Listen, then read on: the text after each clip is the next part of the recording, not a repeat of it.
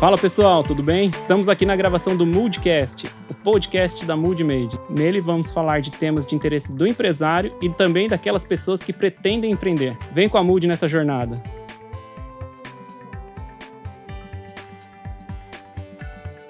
No programa de hoje vamos falar sobre legislação trabalhista durante a pandemia e no pós-pandemia, se é que ela já acabou, né? E como convidado especial, estamos com Lucas Panunzio, advogado especializado em direito do trabalho e empreendedor no ramo de moda. Lucas, muito obrigado pelo aceitar o convite. Bom, André, é um prazer estar aqui com você hoje. Eu que agradeço o convite. É um prazer poder levar informação de qualidade para quem precisa. Legal, e tem bastante gente precisando. Tem bastante gente precisando. Bom, você que é um empreendedor do ramo da moda e a gente vai falar de legislação trabalhista. A nossa legislação tá na moda ou tá fora de moda? A nossa legislação tá na moda, André. Ela muda com bastante frequência, mas ela precisa dessa mudança. O período atual que a gente vive necessita de mudanças. Interessante. E a gente acha que tá fora da moda, mas porque talvez a gente não é técnico ou não tem um conhecimento profundo como um especialista, né? E Lucas, com relação ao trabalho presencial, o que mudou durante a pandemia? Bom, com o surgimento da pandemia, surge a necessidade do distanciamento social, visando a não proliferação do vírus. Dessa forma, as empresas optaram pelo trabalho no sistema home office. E eu acredito que, mesmo depois do final da pandemia, esse sistema vai continuar, André, porque ele apresenta muitas vantagens ao trabalhador e às empresas, como a flexibilidade de horário, a qualidade de vida que o trabalhador tem nesse regime e a redução dos custos da empresa sem a perda da produtividade. Tá, mas quando a gente fala de tudo isso, tem algum ponto específico que as empresas devem ter atenção, devem tomar atenção nesse aspecto de levar o funcionário, o colaborador para casa? Bom, para a implantação do home office, quando a empresa deseja contratar um colaborador para prestar serviço no teletrabalho, ela deverá observar alguns requisitos da lei. Por exemplo? Vale lembrar, esse é um contrato especial, André. A regra no direito do trabalho é que a prestação de serviço se dê de forma presencial. Então, a lei define alguns requisitos para a validade desse contrato. Como, por exemplo, ele deve necessariamente ser pactuado por um documento escrito. Esse documento escrito deverá prever detalhadamente as atividades do trabalhador. Essas atividades deverão se dar preponderantemente fora da empresa, por meios tecnológicos, por meios eletrônicos. E quando surgir a necessidade do trabalhador ir até a empresa para prestar algum tipo de atividade específica, essa necessidade não vai desconfigurar o regime de teletrabalho. Trazendo isso para a prática, como que seria? Eu tenho um colaborador que foi contratado antes da pandemia, CLT tradicional, e aí de repente eu tive que falar assim, agora, a partir de agora, você vai trabalhar em casa. Eu tenho que ter um termo aditivo, uma mudança de contrato?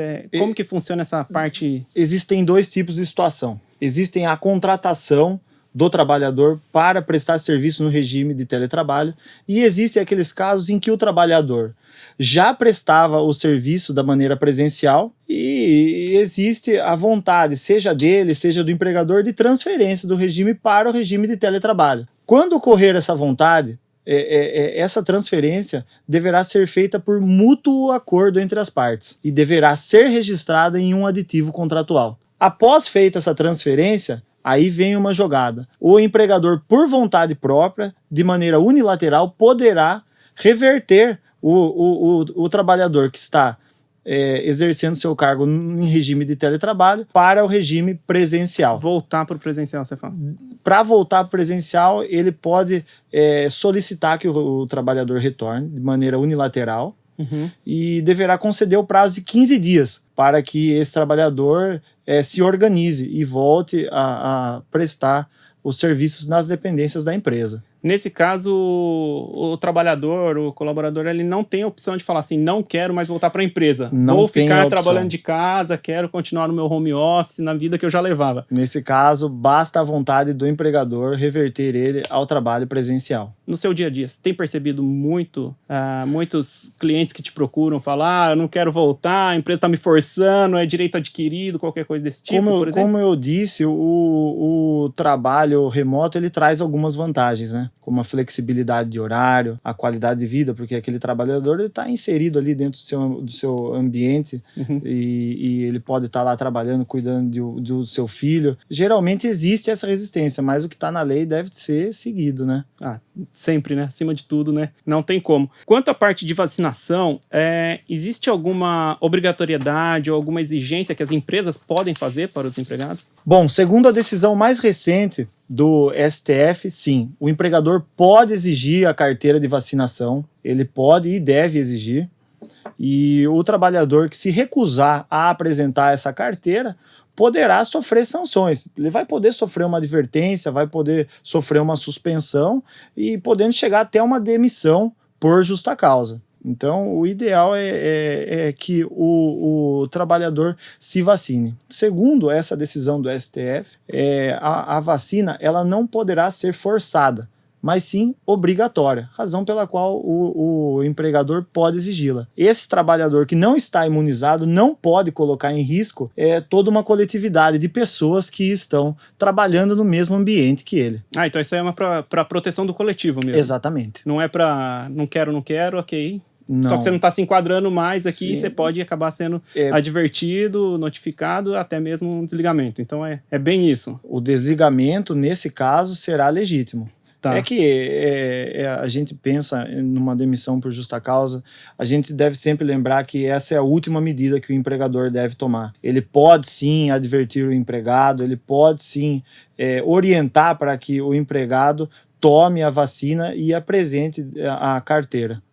Demissão por justa causa a gente acaba... É sempre a última opção. A gente sabe que é estressante para as duas partes no final das contas, né? Para quem mandou e para quem foi demitido por justa causa. Nessa hora acaba a amizade, acaba todo o carinho que você tem pelo funcionário. Qualquer relacionamento que tenha ou venha a ter, né? Vai acabar em briga, né? E assim, falando atrelado à lei, se um funcionário, se um colaborador, uma pessoa dentro da empresa, ela tá com Covid, identificou que tá com Covid, vai para casa, não vai, uma semana de afastamento, 15 dias, tá, cara, a gente fica vendo um monte de notícia, um monte de reportagem, hora é uma coisa, hora não é. Identifiquei que um dos colaboradores me informa, estou com Covid.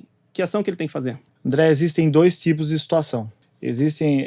A primeira situação é quando o trabalhador, ele apresenta sintomas da doença.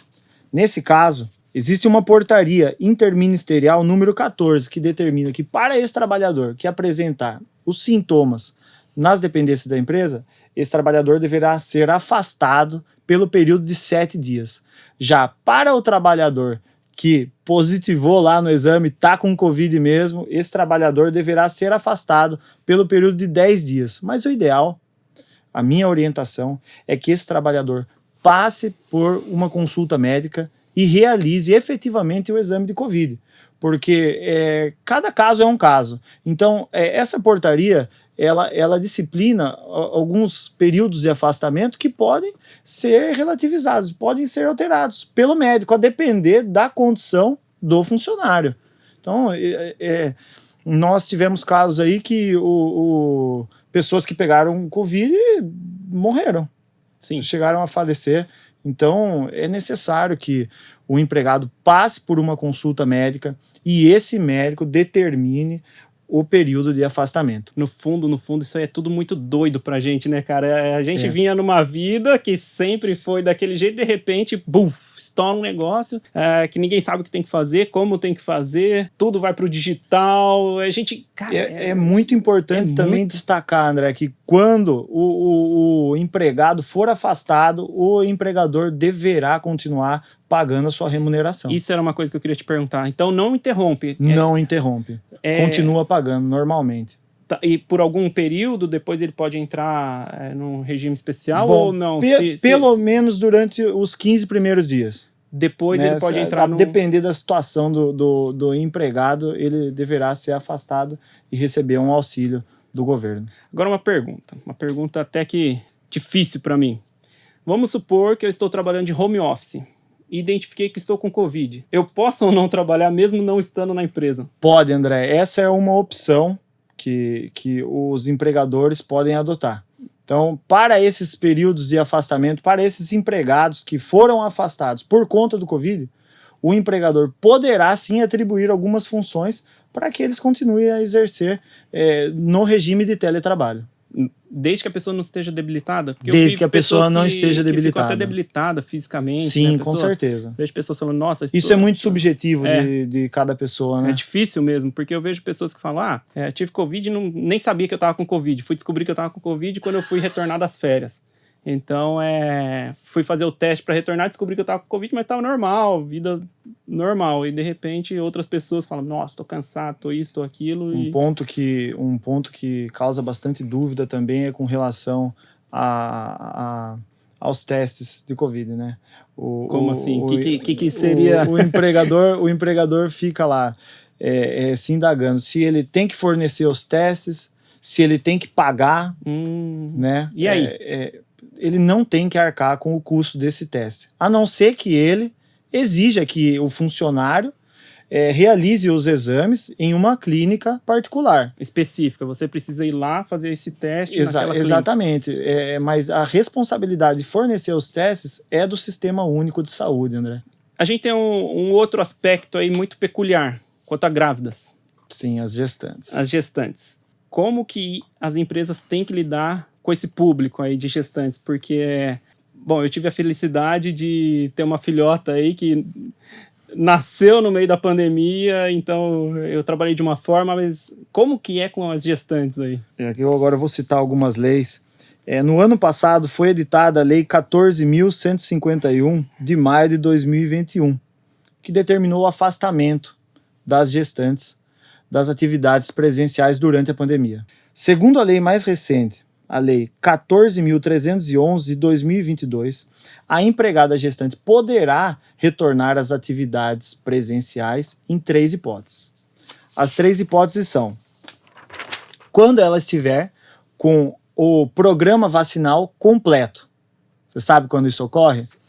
O Ministério da Saúde já definiu, por meio de uma nota técnica, número 11, que se considera imunizado o indivíduo que completou as 3 doses da vacinação. Eu acredito que você tinha dúvida quanto a isso. Com certeza. Tem gente que parou na segunda, tem gente que fala já da quarta. Pois é necessário tomar a primeira, segunda dose e a terceira, que eles estão chamando de dose de reforço. É preciso ter as três doses.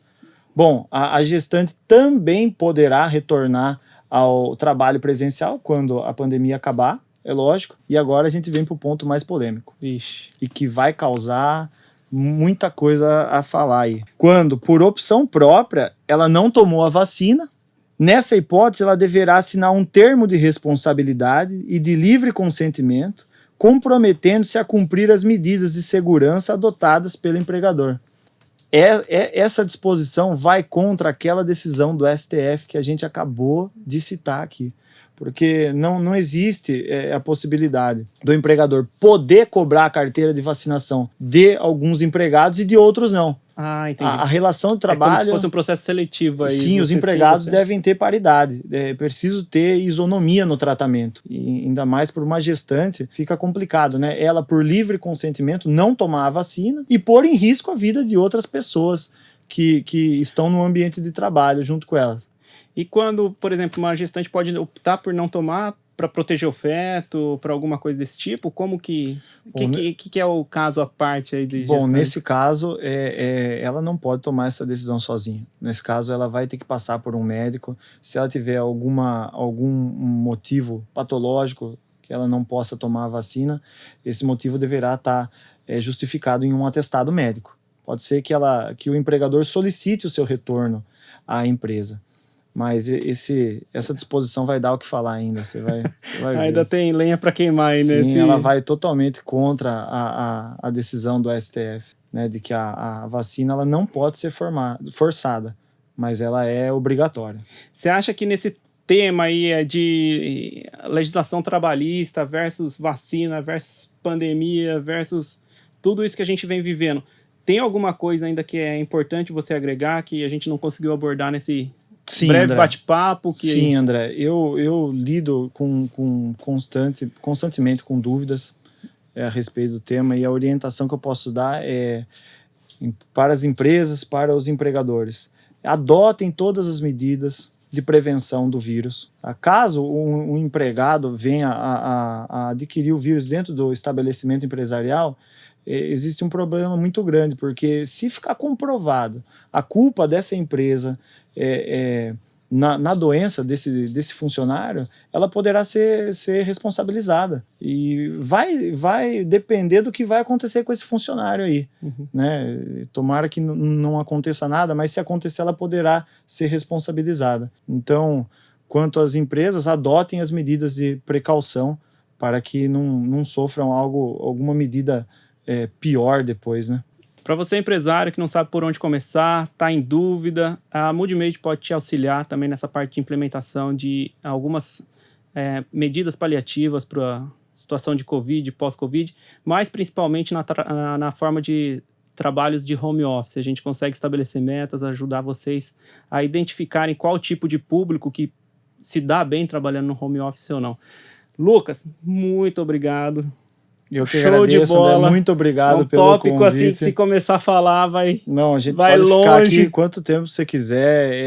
É legal tratar desses assuntos que realmente são polêmicos e que realmente precisam ser esclarecidos. Precisa, porque as pessoas ainda têm dúvidas, né, nesse Sim.